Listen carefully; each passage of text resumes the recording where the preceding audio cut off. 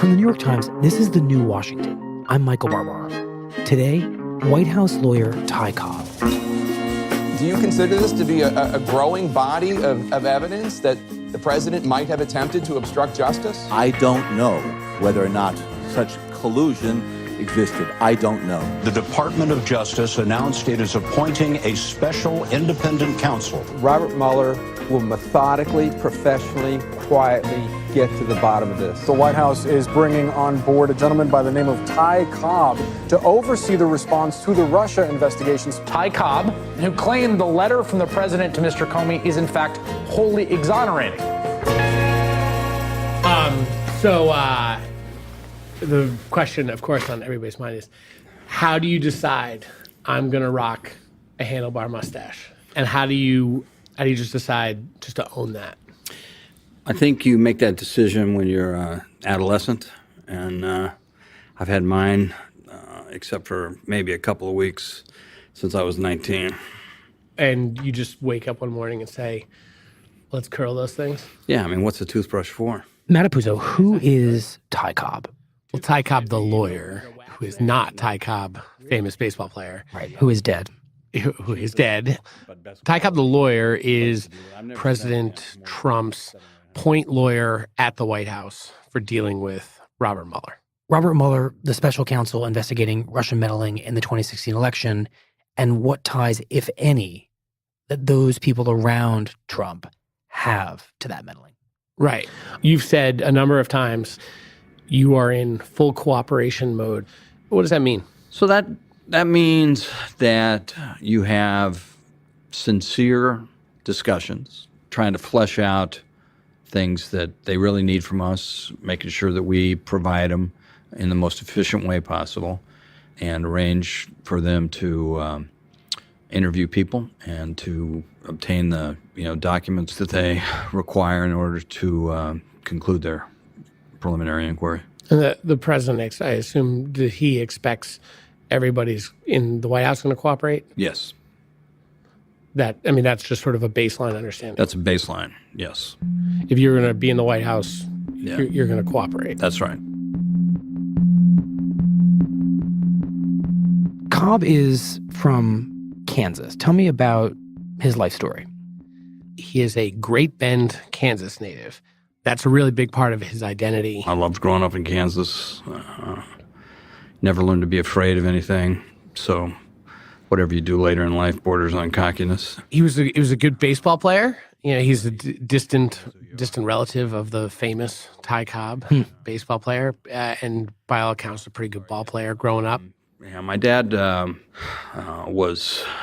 some heart disease, and he was a little concerned about the future, and because of that and other family circumstances, asked me, if anything happened, go to law school and take care of my siblings. And this is not an easy thing for me to discuss, but I promised him I would do that with the recklessness of any 23-year-old, never thinking anything would happen to him, and he died shortly thereafter. So I went immediately to law school. Any regrets about going to law school? No, I don't have a lot of regrets. I have to say, it's I'm old enough to know that you're never in control, and you got to make the path you're on. And it's been a fascinating career, and I've gotten to do some remarkable things and find myself in some interesting places around the world and in the Capitol that I might not have otherwise seen. Is Ty Cobb a Trump guy in the way that we think of the people who surround the president, kind of loyally serving him, helping him on his campaign, being a Republican? No, not in any of those ways. He is not somebody who was associated with the campaign. He was not a big donor. He wasn't somebody who was close to Trump. And his donations, we talked about this with him, his donations kind of are all over the map. You've given to Mitt Romney, Jeb Bush, John McCain, Barack Obama, Al Franken. Yeah, Al Franken and I went to college together and lived together or hung out together for a while in L.A. in the early 70s, and been close friends for many years. And what was that like, hanging out with Al Franken in the 70s in L.A.? I think the statute of limitations hasn't run. Fair enough. That's fair. And you were an Obama donor. I was an Obama donor. I got all my money back, though, because I was a lobbyist for an environmental group. That's interesting. So Cobb donated to Obama because we keep finding that the Trump administration holds it against somebody when they have any association with Obama. If you worked with President Obama, if you favored him, and yet this is now the president's lawyer. So Ty's an experienced white-collar lawyer. He worked for one of the biggest firms in the country, Hogan and Lovells, and he represented major corporations. He represented people who got wrapped up in corruption investigations, really complicated white-collar investigations.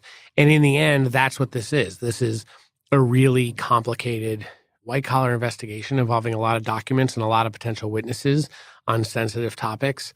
And so he's done this. He's a guy in D.C. who's known as being able to do this. You're working in an administration for a president who prizes loyalty, but you weren't a Trump guy during the campaign. I mean, how do you get this job? I mean, who calls you and says, "Come work at the White House"? Ultimately, the president calls you. I mean, I had been recommended, as I understand it, by a handful of people, and ultimately was asked to come inside and said yes. What's the selling point for the? I think the selling point is if your dad's a Navy fighter pilot and you grow up in western Kansas with 7 kids, you don't say no to the president. I think he's being honest when he says you don't say no to the president, and I think a part of it is this is an experience, this is an opportunity, and there's some aspects of adventure to this. How's the process going? I mean, how would you characterize it? I'd say it's going quite well. I apologize, didn't mean to interrupt your question. No. I'd say it's going, quite well. Now I think they're in a position where they've got the documents that they need and that interviews are underway. And I think they're trying to do this as expeditiously as possible. You've seen now, if not all, certainly most of the documents that have gone from the White House to the special counsel. If tomorrow all those documents were made public or they were, reported in the New York Times, and people could see what you've seen about what the White House has given Bob Mueller, what story would that tell? What would they see? I think that what they'll see is what I think Senator Feinstein characterized as, no evidence of collusion. And I believe that the story will be that the president was mistreated and that the excuse of Russia undoing Mrs. Clinton and the millions that it's cost the taxpayer in terms of a special counsel were sad events in American history. He's not behaving as a lawyer would behave if he had deep concerns that the White House was sitting on some explosive document that would unravel the presidency. So there's a certain level of confidence. This is not an inexperienced lawyer. So he clearly feels like when this all shakes out, the president's going to be fine.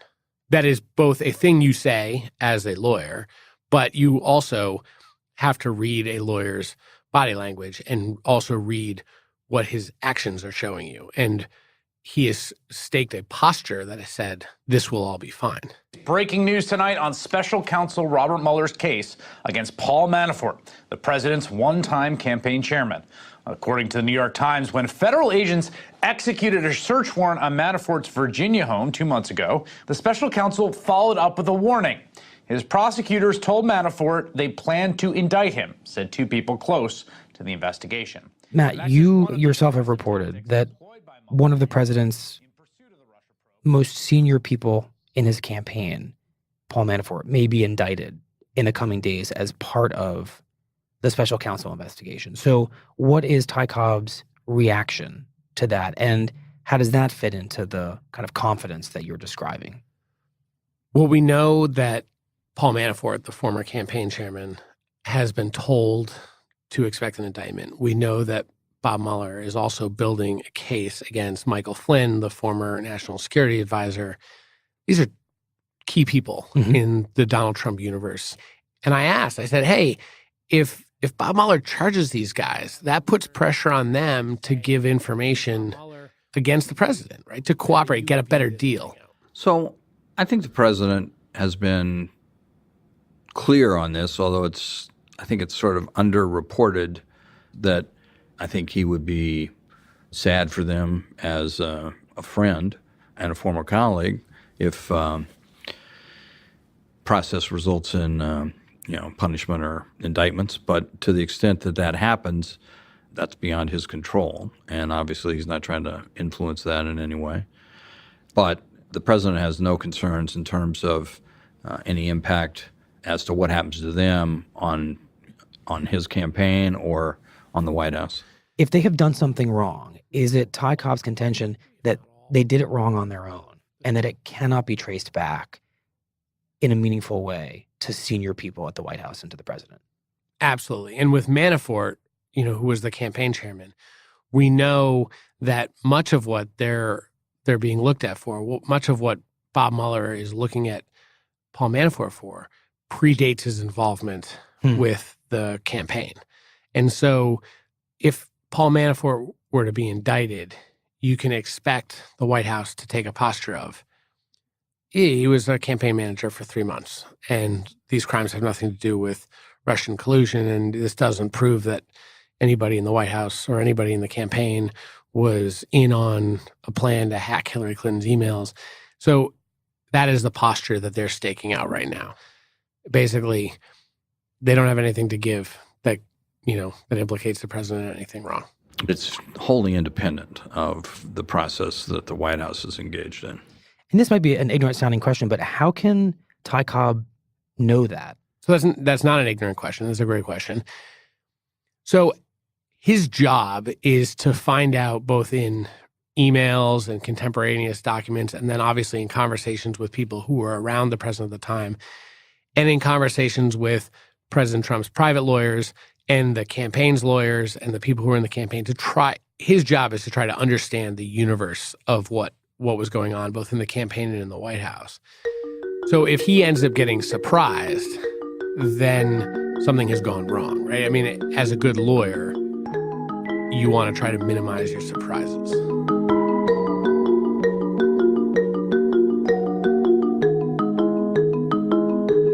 We'll be right back. Matt, we've been talking about the documents that Ty Cobb has to find and hand over to the special prosecutor when Robert Mueller asks for them. What are these documents exactly? We're talking about emails, text messages if they exist, notes, memos, things that were created at key moments in the Trump presidency. The decision to fire Jim Comey.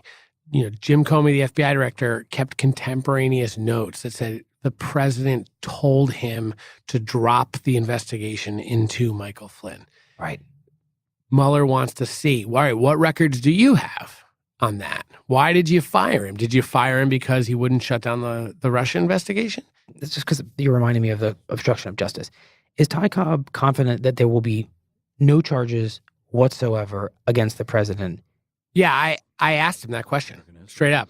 What about the peripheral stuff? The question of obstruction of justice. Can the president of the United States, can he obstruct justice as a legal matter? So, have to defer to Professor Dershowitz on that. He's written extensively to say no. There's a legal theory going around that the president actually can't be charged with obstruction of justice. Like, even if he did it, the president can't obstruct justice because he has the right to fire the FBI director and he has ultimate pardon power. He could fire him for any reason he wants. And I asked him, I said, what do you make of that? I haven't actually explored that because the facts don't require it. Because you just think the firing of Comey or whatever conversations he's had, it doesn't even reach the bar that you need to even worry about it. That's it. Yeah, that's exactly right. And he had expressed real confidence in the underlying fact, not just the legal argument that the president can't be charged with obstruction. He seemed really confident in the fact that the president didn't obstruct justice. He wasn't even going to try to split legal hairs. Jared Kushner and Don Jr. have talked publicly about this idea that what maybe came off as suspicious or unusual during the transition or the campaign was actually just a function of well-intentioned, politically naive or politically inexperienced people in a new situation that they didn't anticipate being in. If you are a sort of anti-Trump Democrat, that sounds like a convenient excuse. What's your take on that? Well, I think if you're anti-anybody, whatever they say about something that didn't go well sounds like a convenient excuse. I think that's actually sort of one of the problems today, which is, nobody can go, oh, I get it. That was a faux pas, not a, intentional conspiracy. Look, put the White House in that boat too. No, I don't disagree. I'm not trying to be holier than thou or put the White House in that position. But in terms of the characterizations of issues early in the administration, I'd have to leave that really to the participants at that time because, I've really only been there. Well, the last day of July was my first day at the White House. So it sounds like Ty Cobb's argument, and it may not be formalized or ever articulated, is that the president may have hired some not great people who exercised some not great judgment, but there's no high-level, multifaceted conspiracy here to work with Russia. Yeah, that is absolutely the case. And there's a real frustration. There's a real frustration around the president with the fact that this story won't die. And they see the news that Hillary Clinton's campaign and Democrats and President Trump's Republican opponents were paying for opposition research about his ties to Russia, that it just proves that this is all just a political story. And you can tie that in with his frustrations with Jim Comey, the former FBI director. He says, you're not personally under investigation, but he won't say it publicly. There's a real frustration at the White House that they can't get out from under this. And so Ty Cobb comes in and he has this strategy. And he says, I know Bob Mueller. I've done cases like this before. If we have nothing to hide, we turn over the documents, we make everybody available, and that's how we get out from under this. What does the end look like? Have you thought about what the end? I think, I don't know. I mean, the end will be shaped by, in large part by the special counsel, but under the law, they are to make a report to the Deputy Attorney General, Mr. Rosenstein, and that report, will either recommend, further investigation or no further investigation. Matt, why do you think that the top lawyer for the president in this investigation would ever talk on the record to the New York Times? It sounds like you've known him for a really long time, which may be one reason why he agreed to do it. But do you have any read on why now he's willing to do this? Well, Michael, I'm a persuasive and charming person. No doubt. But nobody does that. Nobody goes on the record on a podcast in the middle of an investigation simply because of my wiles. Look, Ty Cobb, obviously, his posture here is cooperation, nothing to hide. And they feel good about how this goes for the president in the end. And I think this is part of showing the public that we don't have anything to hide. Well, I mean, before you took this job, you were off on a world cruise, right? I mean, you were right? Wasn't a cruise. I'm not a cruise guy, but it was a National Geographic trip around the world on the northern route, including a stop in Russia. So, oh man, did you meet with any Russians?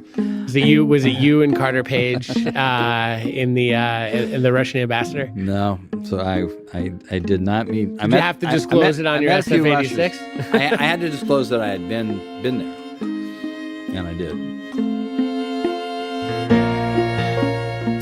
Matt, thank you very much. I really appreciate it. Yeah, so it was great being with you. Thanks.